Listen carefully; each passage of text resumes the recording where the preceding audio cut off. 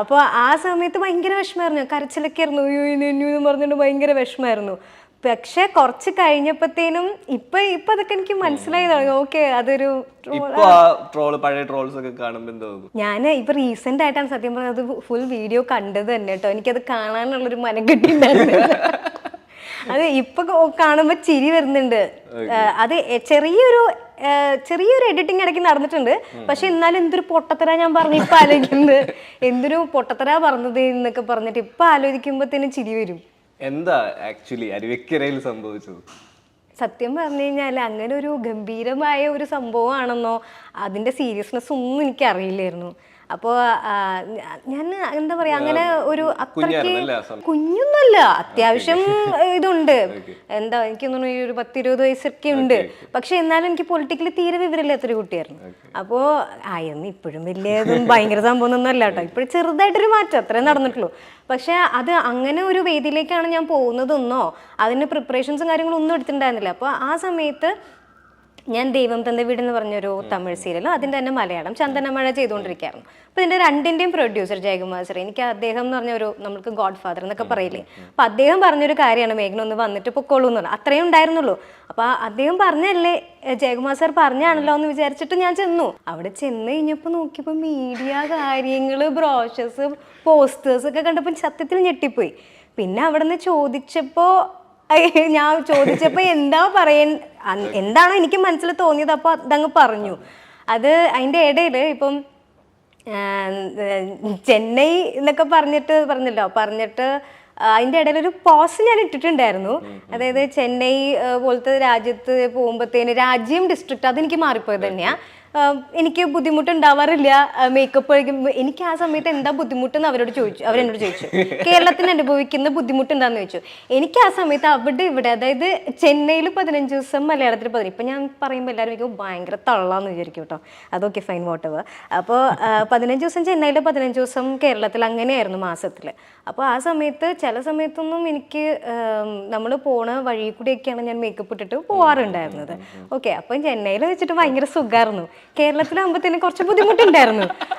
എനിക്ക് ആ സമയത്ത് എൻ്റെ ഏറ്റവും വലിയ ബുദ്ധിമുട്ട് അതായിരുന്നു. നമുക്ക് ലൈഫ് എന്താണെന്നോ അങ്ങനെയെന്നുള്ളൊരു ബോധം ഇതൊന്നും ഇല്ലല്ലോ. അപ്പം ഞാനതങ്ങ് പറഞ്ഞു. പിന്നെ ചെന്നൈ, മുംബൈ പോലത്തെ ഒരു സ്ഥലത്ത് രാജ്യത്ത് എന്നൊക്കെ പറഞ്ഞിട്ട് ചെറിയൊരു പോസ്റ്റ് ഇട്ടിട്ടുണ്ടായിരുന്നു. ആ പോസ്റ്റിന് ശേഷമാണ് ഇന്റർനാഷണലിലേക്ക് ഞാൻ പോയത്. അവർ ആ പോസ്റ്റ് അങ്ങ് എടുത്ത് മാറ്റിയിട്ട് നേരെ ദുബായ് അവിടെ ഇവിടെയൊക്കെ അങ്ങനെ കയറ്റി. പക്ഷെ എന്നാലും പൊട്ടത്തരം പറഞ്ഞത് തന്നെയാണ്.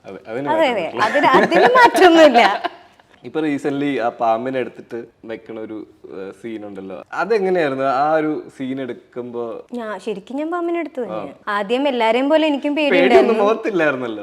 അതല്ലേ നമ്മുടെ മനസ്സിൽ എന്താന്നുള്ളത് നമ്മൾ അഭിനയിക്കുമ്പോ പുറത്ത് കാണാൻ പാടില്ലല്ലോ. എന്റെ അടുത്ത് പറഞ്ഞ ചെറിയൊരു പാമ്പാന്ന് ആദ്യം പറഞ്ഞത് കേട്ടോ.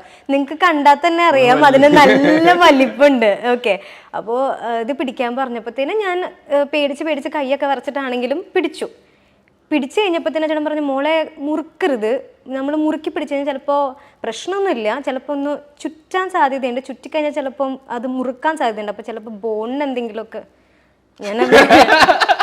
ഓഹോ, അപ്പൊ ഞാൻ എന്ത് ചെയ്തു, ഭയങ്കരമായിട്ട് ലൂസായിട്ട് പിടിച്ച് എങ്ങാനും മുറിക്കാലോ എന്ന് വിചാരിച്ചിട്ട്. അപ്പോൾ ലൂസാക്കി പിടിച്ചപ്പോൾ ഈ സാധനം ഉള്ളിൽ നിന്ന് ഇങ്ങനെ എഴയും. അത് വല്ലാത്തൊരു ഡിസ്കസ്റ്റിംഗ് ഫീലായിരുന്നു. പിന്നെ ഫസ്റ്റ് പിടിച്ചപ്പോൾ തന്നെ ഇതിങ്ങനെ എഴഞ്ഞിട്ട് ഇങ്ങോട്ട് നോക്കി പിന്നെ ഇതിങ്ങനെ വന്നൊരു നോട്ടം. എന്റെ അമ്മ, സത്യം ഉണ്ടല്ലോ എൻ്റെ പൊന്നോ, നമ്മള് എന്താ പറയാ, 3 ലോകം ഒന്നിച്ച് കാണുമെന്ന് പറയല്ലേ. പിന്നെ ടേക്കിന്റെ സമയത്ത് എൻ്റെ അടുത്ത് പറഞ്ഞു, ഒരുപാട് എടുക്കണ്ട, ഒറ്റ ടേക്കിൽ എടുത്താൽ മതി, നേരെ വരിക, അടുത്തുനിന്ന് പാമ്പിൻ്റെ അടുത്ത് പ്രാർത്ഥിക്കുക, നേരെ വന്ന് പാമ്പിനെ എടുക്കുക, പുറത്തേക്ക് പോവുക. ഇതായിരുന്നു ഷോട്ട്. അപ്പം നേരെ വന്നു, ഞാൻ പ്രാർത്ഥിച്ചു. അപ്പം ഓപ്പോസിറ്റിൽ നിന്നിട്ട് കുറച്ച് ദൂരെ നിന്ന് ആ ചേട്ടൻ എന്തൊക്കെയോ ആക്ഷൻസ് കാണിക്കുന്നുണ്ട്. അപ്പോൾ ഇത് ഡിസ്ട്രാക്ട് ആവുന്നുണ്ട്, അങ്ങോട്ട് തന്നെയാണ് നോക്കിക്കുന്നത്. എനിക്ക് വലിയ ബുദ്ധിമുട്ടൊന്നുമില്ല. എടുത്തു കഴിഞ്ഞ് ആദ്യത്തെ ഒരു ടേക്ക് ഓക്കെ ആയി. രണ്ടാമത്തെ ടേക്കത്തേന് എടുത്ത് ഇങ്ങനെ പിടിച്ചപ്പോഴത്തേനും അത് എൻ്റെ ഇങ്ങനെ തച്ച ആ സ്റ്റിച്ച് ഉണ്ടല്ലോ അത് വിട്ടിട്ട് ഇങ്ങനെ ചീറ്റി. അപ്പോൾ അവർക്കുള്ള മൊത്തം ഡിസ്ട്രാക്ഷനായി. എല്ലാവരും ആന്നും പറഞ്ഞുകൊണ്ട് അങ്ങോട്ടും ഇങ്ങോട്ടും ഓടാൻ തുടങ്ങി. എനിക്ക് ഇപ്പോഴും ഓർമ്മയുണ്ട്, ക്യാമറമാൻ ചേട്ടൻ ഞാനിങ്ങനെ പിടിച്ചിട്ട് ഞാൻ വിട്ട് കഴിഞ്ഞ് കഴിഞ്ഞത് എങ്ങോട്ട് പോവും, എന്ത് ചെയ്യുന്നൊന്നും പറയാൻ പറ്റില്ലല്ലോ. ഞാൻ ഇങ്ങനെ തന്നെ പിടിച്ചു നിന്നു. അപ്പോൾ ക്യാമറമാൻ ചേട്ടൻ ക്യാമറ ഒക്കെ ഇട്ടിട്ട് ഓടിക്കളഞ്ഞു. എന്നിട്ട് ഞാൻ ആ ചേട്ടൻ വരണവരെ ഇങ്ങനെ അയ്യോ എൻ്റെ അമ്മേ എന്ന് പറഞ്ഞ് കണ്ണും മുട്ടിന്ന് പേടിച്ചിങ്ങനെ നിന്നു. ആ ചേട്ടൻ വന്നിട്ട് ആ പാമ്പിനെ കൊണ്ടുപോയിട്ട് ഉടനെ തന്നെ വെള്ളത്തിലൊക്കെ ഇട്ട് കൂളാക്കി. അങ്ങനെ അതാണ് ഇപ്പൊ റീസെന്റ് ആയിട്ട് വൈറലായത്. വൻ ടാസ്ക് ആയിരുന്നു. പക്ഷെ അതിന് ശേഷം എനിക്ക് അങ്ങനെ പാമ്പിനോടുള്ള അത്ര പേടിയില്ല കേട്ടോ. പേടി അങ്ങ് മാറി. അതൊരു പാവമായിട്ട് തോന്നി. ത്രില്ലർ ചിക്കൻ പിന്നെ ഉണ്ടാക്കിയായിരുന്നു. എന്ത് സാധനം? ത്രില്ലർ ചിക്കൻ എന്ന് പറഞ്ഞിട്ട് ഒരു യൂട്യൂബ് വ്ളോഗ് കണ്ടായിരുന്നു. ലൈക്ക് ഒരു ഫുൾ ചിക്കൻ എടുത്ത് വെച്ചിട്ട് കൊച്ചിലെ ഉണ്ടാക്കിയത്. എന്റെ അമ്മേ, ഞാനത് 2 കൊല്ലം മുമ്പ് ഉണ്ടാക്കിയതാ കേട്ടോ. ഇപ്പൊ പെട്ടെന്ന് ചോദിച്ചു കഴിഞ്ഞാൽ ഞാൻ പേര് തന്നെ മനസ്സിലായില്ല എനിക്ക്. അത് ത്രില്ലർ ചിക്കൻ മീൻസ് അങ്ങനെയല്ല, അതിലൊരു ത്രില്ല് ഉണ്ടായിരുന്നു. ഇതാണ് നമ്മുടെ ത്രില്ലർ ചിക്കൻ. ഞാൻ ഡിഷിന്റെ പേരാണ്, എനിക്കതാ മനസ്സിലാവേണ്ടിരുന്നേ.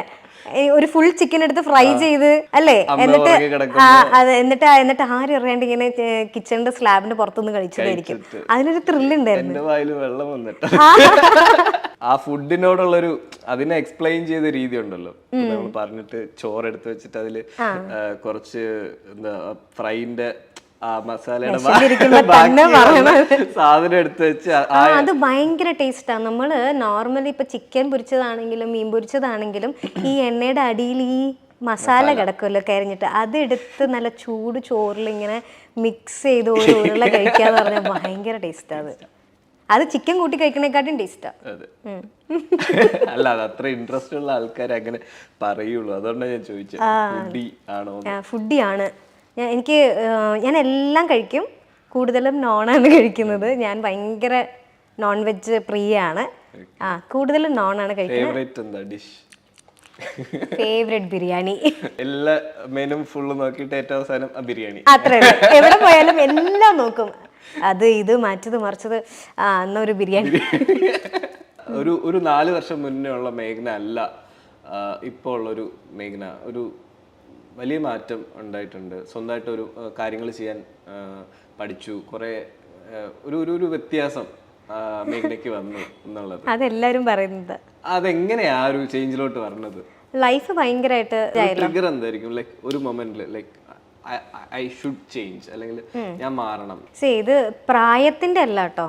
ഈവൻ എനിക്ക് ഒരു 10-24 വയസ്സിന്റെ സമയത്ത് പോലും എനിക്ക് തീരെ മെച്യൂരിറ്റി ഇല്ലാത്തൊരു കുട്ടിയായിരുന്നു ഞാൻ. മെച്യൂരിറ്റി മീൻസ് എനിക്ക് ഒരാളോടൊരു നോ പറയാൻ വലിയ ബുദ്ധിമുട്ടായിരുന്നു.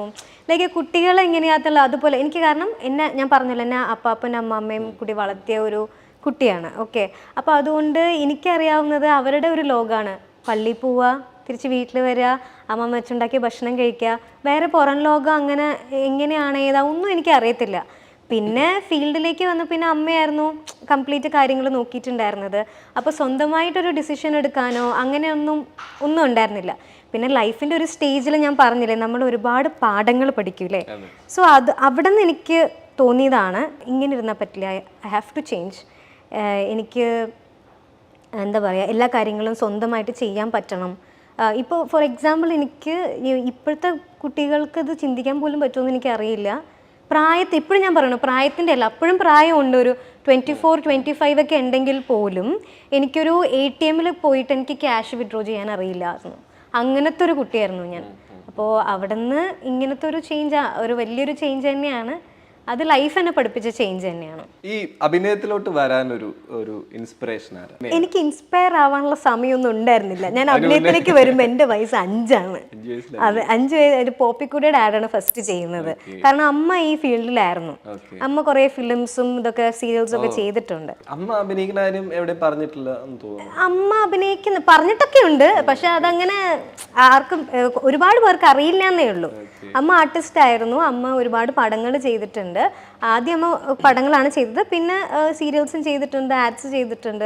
അപ്പോൾ ഞാൻ ഈ ഫീൽഡിൽ വരുമ്പോൾ എൻ്റെ വയസ്സ് 5 എന്ന് ഞാൻ പറഞ്ഞില്ലേ. അപ്പം ഒന്ന് നമുക്ക് ഓർമ്മ വെക്കുമ്പോൾ തൊട്ട് നമ്മൾ ഈ ഫീൽഡിലുണ്ട്. പിന്നെ ഞാൻ ഡാൻസ്, എൻ്റെ അരങ്ങേറ്റം നടക്കുന്നത് 6ാമത്തെ വയസ്സിലാണ്. അപ്പോൾ 3.5 വയസ്സ് തൊട്ട് ഞാൻ ക്ലാസ്സിലൊക്കെ പോയി തുടങ്ങി. അങ്ങനെ പിന്നെ അമ്മാമ്മ എപ്പോഴും പറയും, എനിക്ക് 2.5 വയസ്സുള്ളപ്പോഴാണ് ഞാൻ ഫസ്റ്റ് സ്റ്റേജിൽ കയറുന്നത്. ഇതിന് ഒരു ഫാൻസി ഡ്രസ്സിന് ശകുന്തളയിട്ട്. അപ്പോൾ നമുക്ക് അറിവ് വെച്ച് വരുമ്പോഴേ നമ്മൾ ഇങ്ങനെയൊക്കെ തന്നെയാണ്,